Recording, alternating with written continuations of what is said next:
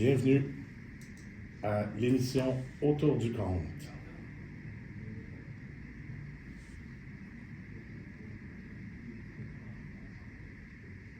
Alors, j'ai le bonheur et le plaisir de recevoir aujourd'hui. Est-ce qu'on est en onde? Comme je ne m'entends pas, je ne sais pas si on est en onde. Est-ce qu'on fait comme si? Des fois, on a des petits problèmes. Ça arrive. Je t'entends très bien, Gaëlle. On va faire comme si j'étais là. Alors, j'ai le plaisir de recevoir aujourd'hui à l'émission Gaëlle Cauchy, artiste multidisciplinaire qui navigue entre chansons avec, je vous le dis, une voix tout simplement renversante. Entre chansons, musique, composition, drague et aussi conte. Même un peu de burlesque. Un peu de burlesque. Un peu de burlesque, on va là aussi. Dans cet univers-là, d'ailleurs, commençons par le début. Bonjour, Gaëlle. Bonjour, Francis. J'ai voulu te demander, parce que je fais souvent ça d'entrée de jeu là, dans cette émission, dans cet univers artistique-là, fort riche qui est le tien, le conte s'est immiscé comment dans ta vie? J'aurais tendance à dire que le conte a toujours été là, au sens où je considère que toutes les autres formes d'art découlent du fait de se raconter des histoires. Mm-hmm. On n'est pas obligé nécessairement d'aller là, mais concrètement, le conte a commencé à s'immiscer dans ma vie quand j'ai commencé à avoir un partenariat artistique avec Mouette Ménard Oui. au sein du spectacle Le Trésor de la Muse-Gueule. Fait que c'est pas mal là, en fait, que j'ai commencé à faire du conte à proprement parler. Mm-hmm. C'est là que j'ai commencé à explorer le conte comme étant un médium en soi plutôt que la prémisse aux autres arts que je faisais déjà. Mm-hmm. Fait que voilà. Donc, mais là, par ce projet-là que je connais très bien, là, on ne va pas se le cacher, j'y ai participé avant que tu en sois à la mise en scène, puis il est arrivé quelque chose comme une pandémie. Mais avant, disons, tout ça, est-ce que tu avais eu vent du conte? Est-ce que tu avais consommé le conte, vu, participé? Oui, ben en fait, c'est drôle parce que quelques années avant d'avoir participé au Trésor de la Muse-Gueule, je connaissais déjà Mouette parce qu'on se connaît de notre enfance, en fait, littéralement. Puis, j'avais été voir le spectacle dans sa première forme. Fait que j'avais déjà vu le Trésor de la Muse-Gueule, entre autres, avant d'en faire partie, je pense que c'était en 2017, quelque chose du genre. Mm-hmm. Fait que voilà. Fait que oui, je connaissais déjà un peu le conte en général. J'en avais déjà regardé un peu, écouté. Donc, tu arrives dans ce projet-là un peu à travers la musique aussi? Oui. Parce que toi, tu fais de la musique beaucoup, tu chantes, tu composes et tout ça. Alors, est-ce que c'est pour ça que Mouette va te chercher? Oui, c'est exactement pour ça. En fait, le rôle de la poche, qui est le rôle que j'incarne dans le Trésor de la Muse-Gueule, c'est pas mal le rôle qui compose la musique, en fait, là, dans le sens, je pense que pas mal toutes les personnes qui ont joué ce rôle-là ont toujours été la personne qui composait la musique pour le spectacle, parce que c'est un spectacle de conte et musique pirate, évidemment. Oui, pirate. Ouais. Fait que oui, c'est ça, à la base, c'était vraiment, Mouette connaissait déjà mon univers musical, puis elle trouvait que ça marchait avec le spectacle. Fait que donc, c'est pour ça que je suis rentrée dans cet univers-là. Et ça se développe. Vous avez quand même fait plusieurs belles représentations, entre autres vues sur La Relève en mai dernier. Absolument. En mai 2024. Ouais. Oui, c'est ça. Oui. Donc oui, en mai dernier. Oui, non, c'est l'autre année d'avant, on est en 2025. Ah, mai 2024. Oui, c'est ça. Oui, on a fait Vue sur la Relève. C'était vraiment le fun. C'est un super beau festival qui donne beaucoup de visibilité à La Relève. Puis c'était super le fun. Ouais. Et quel est le rôle de la poche, entre autres, à part la musique, là, à part la composition? D'ailleurs, la poche, dans quel sens la poche? Là?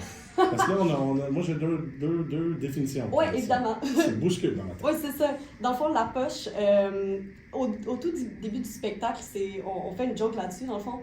C'est qu'on est né dans un bordel, puis à tous les clients, notre mère, à moi, puis à la cache, nous disait d'aller se cacher à la cache, puis d'aller faire les poches du client à moi. Okay. Fait que c'est pour ça que le nom est arrivé. Bon, mais je trouve que c'est déjà mieux que ce qu'il y avait comme autre possibilité. Ouais, je comprends. Tu sais, c'est la poche qui compose la musique. Ouais, c'est ça. Ça va-tu être bon?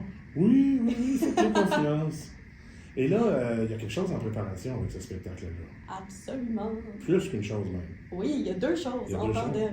Un livre et un album. Exactement. Ouais. Donc, est-ce qu'on parle d'un livre-disque ou... Pas vraiment, au Vraiment. sens où, ben, oui, il y a un lien entre les deux, mais il ne va pas y avoir un disque dans le livre. Ça va plus être comme on va avoir un code QR dans le livre qui va mener au lien vers les plateformes de streaming, en fait, pour Oui, l'anglais. je suis désolé, mais mon âge avancé est trahi ici avec la vieille mode des livres-disques, comme entre autres on trouve chez Planète Rebelle depuis des années. Ouais, c'est Mais ça. oui, maintenant, on a la musique qui peut nous être Exact. transmise autrement. D'ailleurs, c'est avec Planète Rebelle toute l'édition du livre. Mhm. Donc, c'est ça. Puis pour nous, c'était vraiment très important d'avoir l'aspect musical, considérant que justement, c'est comme la moitié du spectacle, tu sais. Fait que voilà. Oui. Donc, l'album, lui, est en préparation encore? Exactement, je suis en train de tout... bon, c'est déjà composé, fait qu'en ce moment, je suis en train de m'arranger pour être capable de faire l'enregistrement, l'édition, etc. Et donc, la personne qui compose est en train d'arranger. Oui. Ça, c'est dans la suite logique Exactement. musicale.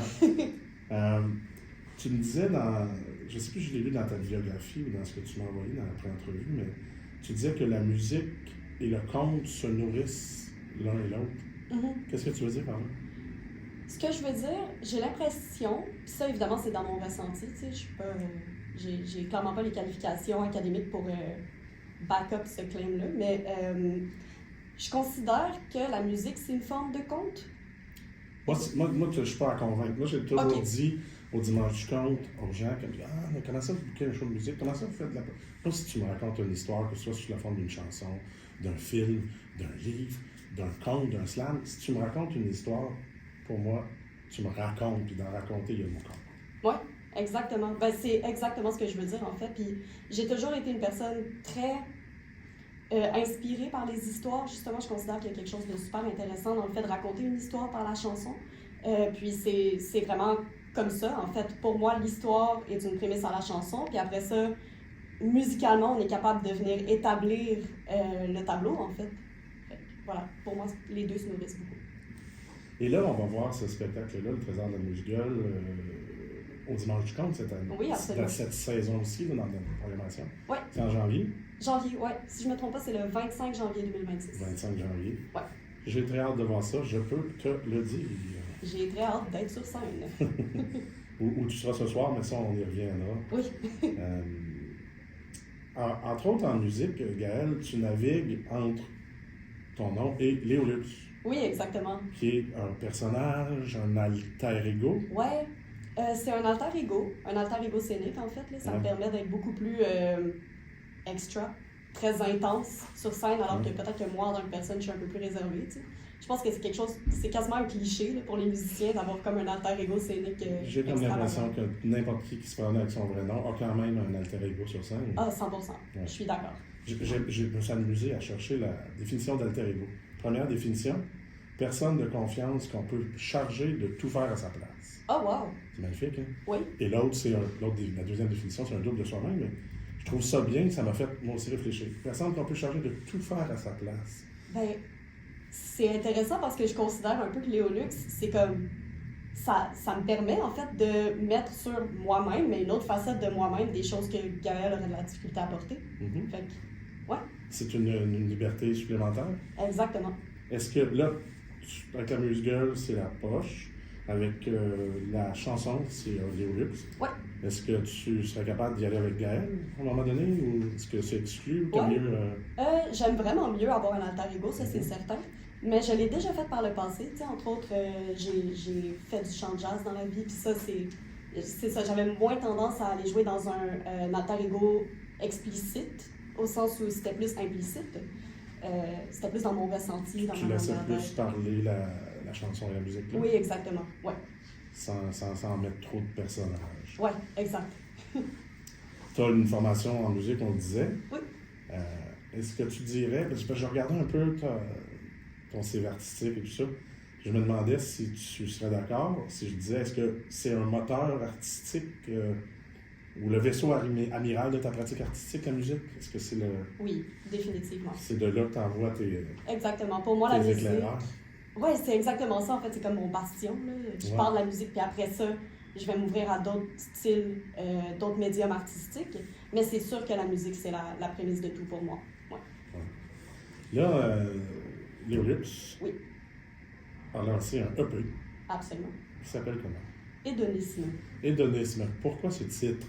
Moi, je me doute un peu de ce que ça a l'air. Oui. Pourquoi hédonisme? En fait, à la base, c'était un peu... mon personnage de drag est très extravagant. J'aime beaucoup jouer avec tout ce qui est sensoriel, tu sais. Fait que donc, on va chercher la recherche du plaisir, évidemment, c'est ça, l'hédonisme. Il y a ça puis, dans la définition. Il y a un peu le côté libérateur de l'hédonisme, au sens où, au lieu d'essayer de se priver, être capable d'accepter, en fait, la partie de soi qui veut se sentir bien. Fait que pour moi, c'était beaucoup ça, en fait. C'était ça la base du nom. Ouais. Et c'est la chanson qu'on va écouter tout à l'heure. On y reviendra. Mais combien qu'on a de chansons sur ce EP? C'est un EP de 6 chansons. Et on retrouve ça sur toutes les plateformes de streaming. Sur toutes les plateformes. Que je vous invite à aller écouter cette voix, que je l'ai dit tout à l'heure, renversante, et qui est empreinte d'émotion. Ça se sent, ça s'écoute très, très, très bien. Merci. Léolux et toi? Oui. Rêveriez de quoi en musique? On rêve, on est fou, on rêve. On n'a pas besoin de se mettre des limites. Ou on est complètement terre à terre, mais vous rêveriez de quoi, vous deux? Moi, je rêve de pouvoir jouer ma musique tout le temps, en fait. Je rêve que ça devienne la chose que je fais tous les jours de ma vie. Jouer de la musique, écrire de la musique, faire de la musique, être entourée de musiciens, musiciennes. C'est vraiment ça mon but, en fait. Comme mon but avec Léolux, c'est d'être le plus intense possible dans ma pratique artistique. L'intensité, c'est un mot qui t'insiste dessus? Absolument. Dans quel sens pour l'intensité? Au sens où je pense que dans mon monde idéal, je serais en permanence en train de faire de la musique, dans le sens je serais immiscée littéralement, je serais submergée dans la musique, puis selon moi, il y a quelque chose de très intense là-dedans. Donc tu vivrais dans un studio? Oui, absolument, pourquoi pas? Et je lis dans ta biographie que tu m'as envoyée que ces textes, à Glenn, ou à Léo, je ne sais plus exactement, ces textes sont engagés, célèbrent l'acceptation de soi et la résistance. Oui. Tu définis ça comment, résistance, dans le sens de cette phrase-là? Oui. Dans le sens de ta musique, de tes textes. Mm-hmm. Le mot résistance m'intéresse, en fait, ouais. c'est ça qui est... OK, parfait, oui. Moi, je suis une personne queer, puis je suis une personne aussi non conforme à mon genre, une personne non-binaire aussi. Puis j'ai des chansons, en fait, qui parlent explicitement de ma non-binarité, puis aussi de ma frustration par rapport à la transphobie qui existe beaucoup en ce moment. Là. On se cachera pas, on est quand même dans une période de temps où il y a beaucoup de haine décomplexée, malheureusement. Oui, je te dirais même pour avoir vécu plusieurs époques, on dirait que c'est un retour de vague. Oui. Il y a quelque chose qui est beaucoup moins tranquille et paisible que ce qu'on a pu connaître il y a quelques années, ça, ouais, c'est certain. Exactement. En fait, moi, quand j'ai fait mon coming out, j'avais un peu cette impression-là, un peu naïve, tu sais, j'ai fait mon coming out pas si jeune, mais quand même jeune.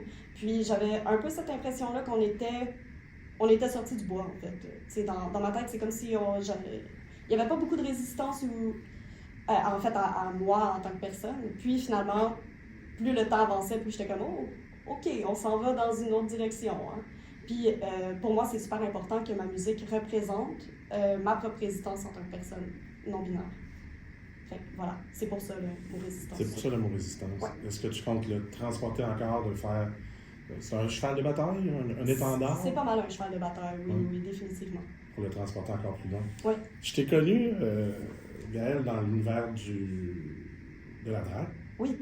Au Dimanche Compte, d'ailleurs, parce qu'il y a une soirée qui s'appelle Flirt et Fracas, il y a quelques années déjà. Oui, en 2022 ou 2023, je me rappelle pas. Oui. Ouais. Et c'est là que je t'ai vu pour la première fois. Tu as participé à des dizaines et des dizaines. Je pense que dans ton CV, c'est aussi volumineux que ton volet musique. Tes participations à différentes soirées comme ça, ça occupe une belle et grande part dans ta artistique. Oui. Tout ça. Être sur scène, c'est un peu ça qui... J'ai l'impression que c'est le fil conducteur, en fait, le fait d'être sur une scène. Puis les spectacles de variété ont un peu ça de beau Je trouve que c'est nourrissant aussi artistiquement d'être dans une soirée avec d'autres artistes. Quand tu dis spectacle de variété, tu veux dire quoi? Ouais, j'ai participé à des spectacles de variété. Non, mais plus pour expliquer le terme Oui, variété. ok. Dans le fond, un spectacle de variété, c'est un endroit où il va y avoir... c'est un spectacle multidisciplinaire dans lequel différents artistes vont présenter des numéros à leur manière, en fait, selon leur propre médium. Fait que, donc, moi, j'ai été dans beaucoup de soirées comme ça, entre autres à travers la drag, à travers mon côté un peu burlesque. Donc, voilà. Ouais. Donc, est-ce que, par exemple, on pourrait avoir quelqu'un qui vient faire un numéro de magie ou un peu plus clown? Ouais. Tout ça existe, c'est ça. Ouais. La variété, dans le fond, comme on l'a déjà fait au Théâtre des variétés, aujourd'hui de la Tulipe, et plusieurs types de propositions artistiques qui viennent sur scène, mais beaucoup axés sur la drague. Dans beaucoup des soirées que j'ai fait, oui, effectivement. Qu'est-ce qui t'a amené vers cet univers-là, ce côté-là de ta palette artistique? Je suis beaucoup inspirée par les cabarets, en fait, dans mon univers musical, puis par la culture plus drag, la culture plus burlesque. Fait que donc, pour moi, ça a été super logique, en fait, d'aller dans cette direction-là des spectacles de variété. Peut-être parce qu'entre autres, j'ai pas tendance à aller vraiment dans les trends ou dans les attentes de ce qu'un ou une musicienne ferait d'habitude. OK. Ouais. Ben, parlant de musique, oui. Allons écouter une pièce de ce EP qui s'appelle Hédonisme. Et tout de suite après, avant que tu me racontes quelque chose, tu me diras pourquoi on écoute ça, s'il te plaît, Christian. Hédonisme.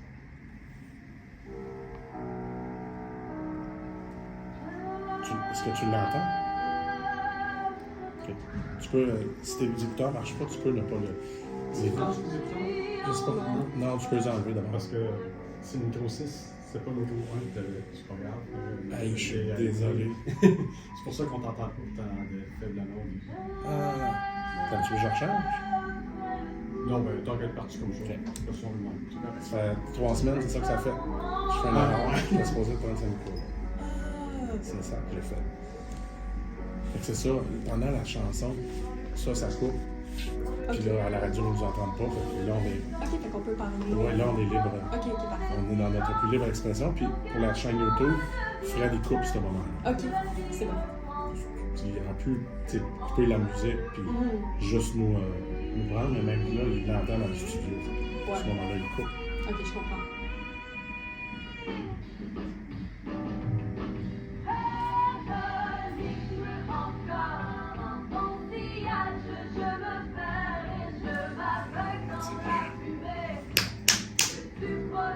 Ouais, j'ai dit, je suis supposé prendre lui.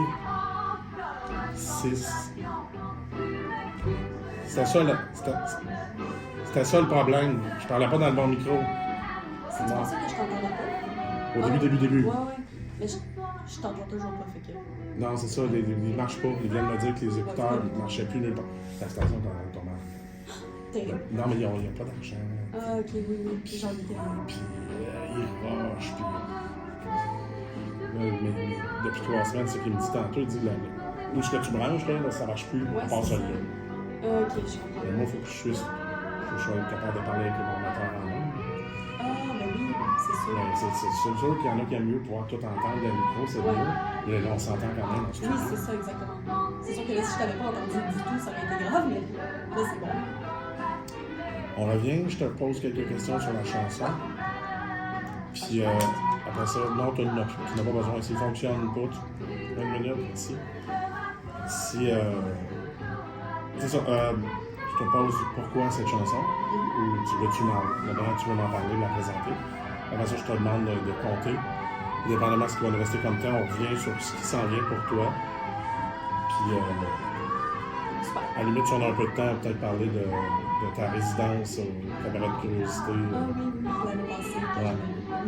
Ça aussi, ça va l'air d'être c'était le fun, c'était un gros projet. C'est un beau défi, ça, de la chanson savane. Ah, c'était intense. J'ai fait un show, pas longtemps, je pense, qu'on a fait un show après que tu as arrêté, puis Maxime me dit, hey, écoute, c'était quelque chose, mais à un moment donné, le monde, oui, c'est ça. il vient chaque semaine, tu sais, les gens.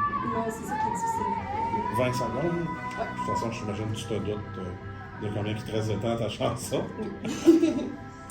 C'est pour ça que je vois loin de l'invité, j'ai pas le bon micro.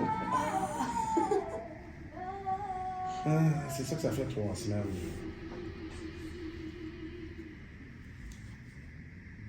C'était Hédonisme de Léolux. Est-ce que tu peux me dire pourquoi on a écouté cette chanson? La présenter. Oui, bien sûr. Donc, ce que je trouvais intéressant, c'est de me faire inviter dans une émission spécifiquement autour du conte, littéralement. C'était justement de faire le pont entre ma pratique musicale puis ma pratique de conte. Donc, pour moi, c'était super important de présenter ce que je fais au niveau artistique à la base, avant le conte, mettons. Fait que c'est pour ça vraiment qu'on a été écouter cette chanson-là. Puis aussi, tu sais, dans ma musique, je considère qu'il y a quand même un aspect très quasiment conté, au sens où j'aime beaucoup raconter une histoire quand je fais une chanson, je pense. Ouais. Pas simplement enligner des belles rimes. Oui, c'est le fun, oui, mais j'aime beaucoup peindre un tableau puis raconter une histoire. Parlant d'histoire, est-ce que tu nous en ferais une toute petite? Oui, bien sûr. Et qu'est-ce que tu vas nous faire? Oui, dans le fond, je vais vous faire un extrait du Trésor de la Musgueule, justement. C'est une chanson, en fait. Je vais la faire a cappella, mais voilà. C'est un conte traditionnel à la base, dans lequel le personnage principal, c'est un oiseau. Mais là, évidemment, conte pirate demande, on l'a transformé en sirène, puis on l'a mis sur un bateau. Le micro est à toi. Merci. À boire, j'ai une histoire à conter. À boire, des regrets à noyer. À boire, je vous jure que c'est vrai. À boire, seuls les fous en douteraient. Nous étions sur le pont à pêcher le poisson. Les filets du capitaine ont remonté une sirène. Elle nous a proposé un marché. 3 vérités contre sa liberté. À boire, j'ai une histoire à conter. À boire, des regrets à noyer. À boire, je vous jure que c'est vrai. À boire, seuls les fous en douteraient. Ma première vérité est, ne regrette jamais tout ce que tu n'as plus ou ce que t'as jamais eu. C'est toujours bon à se faire dire, on l'a détaché sur le navire. À boire, j'ai une histoire à conter. À boire, des regrets à noyer. À boire, je vous jure que c'est vrai. À boire, seuls les fous en douteraient. Ma vérité seconde, ne crois pas ce qu'on te raconte. Crois ce que t'as sous les yeux, ni naïf, ni curieux. C'est une bonne vérité. Jusqu'au bordage, on l'a portée. À boire, j'ai une histoire à conter. À boire, des regrets à noyer. À boire, je vous jure que c'est vrai. À boire, seuls les fous en douteraient. Ma troisième vérité, si vous m'aviez gardé, vous seriez riche maintenant, mes écailles sont en diamant. Elle a sauté dans l'océan, on a pleuré tout cet argent. À boire, j'ai une histoire à conter. À boire, des regrets à noyer. À boire, je vous jure que c'est vrai. À boire, seuls les fous en douteraient. Elle a crié de l'océan. Pourquoi pleures-tu cet argent que tu n'as jamais eu, que tu n'as jamais vu? Ma troisième vérité est plutôt, vous n'apprendrez jamais, vous n'êtes qu'une bande d'idiots. À boire, j'ai une histoire à conter. À boire, des regrets à noyer. À boire, je vous jure que c'est vrai. À boire, seuls les fous en douteraient. Wow. Je dois t'avouer que je me suis retenu. Ça donnait le goût de chanter avec toi à boire. Bon, écoute, je connais un peu ce bout de texte. Ben oui, bien sûr. Ayant travaillé avec une version précédente, mais je connaissais les 3 vérités, moi. Oui, c'est ça. Ça donne le goût de chanter avec toi. À boire. Ouais, c'est ça. J'étais pris par ça. J'aurais pu t'avertir, t'aurais pu le faire. Oh, non, ben écoute, j'aimais mieux laisser la place à l'invité. Compréhensible. Et il y avait même des gens de l'autre côté de la vitre qui sont approchés un peu pour entendre cette voix. Alors, tu as tenu l'affiche pendant plusieurs semaines au Cabaret de Curiosité. Oui. C'est quoi, c'est l'automne passé, ça se peut-tu? C'était l'hiver passé. L'hiver passé? Oui, hiver 2025. Hiver 2025. Où Léo Lux était là. Oui. Léo Lux reçoit? Absolument. En fait, c'était une coproduction entre moi et le Cabaret de Curiosité, l'ancien bistrot Sainte-Cat sur Sainte-Catherine. C'était un spectacle où j'avais un house band, puis on faisait de la musique. Puis on avait aussi des invités burlesques. Fait que voilà, chaque semaine, chaque jeudi, c'était intense, c'était vraiment le fun, j'ai beaucoup appris. Puis c'est un super bel endroit, en fait, le Cabaret de Curiosité. Oui, très bel endroit. Oui. On vous invite à le visiter. D'ailleurs, c'est beaucoup de la scène burlesque qui se passe là. Oui. Et toutes sortes d'autres propositions, toutes sortes de spectacles. C'est un beau bar de quartier, une belle ambiance aussi, c'est tout feutré. Et il y a des curiosités, bien sûr. Évidemment. Ce qui s'en vient pour toi, il y a quelque chose qui s'en vient très bientôt. Oui, ben oui, littéralement après l'émission. Oui, on s'en va dimanche du compte ensemble. Absolument. Puisque c'est la soirée Nouveau Visage, où on aura toutes sortes de propositions de personnes qu'on n'a jamais encore trop vues sur les planches des Dimanches Comptes, exception de toi. Oui, parce que je l'ai déjà fait, mais... Sous une autre forme. Exact. Puisque ta pratique artistique, on va le rappeler, est assez large. On te retrouve aussi le 25 janvier 2026 au Dimanche du Compte encore avec le Trésor de la Muse-Gueule. Alors toi, tu fais dans la même année les nouveaux visages et un spectacle en duo. Oui, c'est ça. C'est magnifique. Et tu as beaucoup aussi de spectacles de variété qui s'en viennent. Oui. 5 novembre au Wiggle Room. Oui, absolument. S'il y en a qui ne connaissent pas le Wiggle Room, c'est un théâtre de poche spécialisé en burlesque. Ouais. Si je ne me trompe pas, c'est comme le spectacle, le bar burlesque à temps plein. Le seul. Oh ouais. Oui. En tout cas, c'est pas vrai. C'est ce que tout le monde en dit. Oui, c'est ça. Non, c'est sur Saint-Laurent, juste en face de chez Schwartz, si on se pose la question. Et c'était un exercice de diction de dire ça. Le Café de la Ligne Verte aussi va t'accueillir le 11 novembre. Oui, absolument. Est-ce qu'on peut te suivre? Est-ce qu'on a... Oui, bien sûr. Vous pouvez me suivre sur les réseaux sociaux, entre autres, à Léo, barre en bas, Luxe, barre en bas, musique. Et c'est comme ça que s'étire tranquillement notre émission vers la fin. On s'en va au Dimanche du Compte. Et si vous voulez avoir des billets gratuits pour ce soir, le mot magique à dire est luxe. Vous dites ça à la porte. Merci. Cette émission vous revient la semaine prochaine. Restez en place pour écouter Excusez-la avec Marc Bolduc. Merci à Christian Morin à la mise en onde. À la semaine prochaine.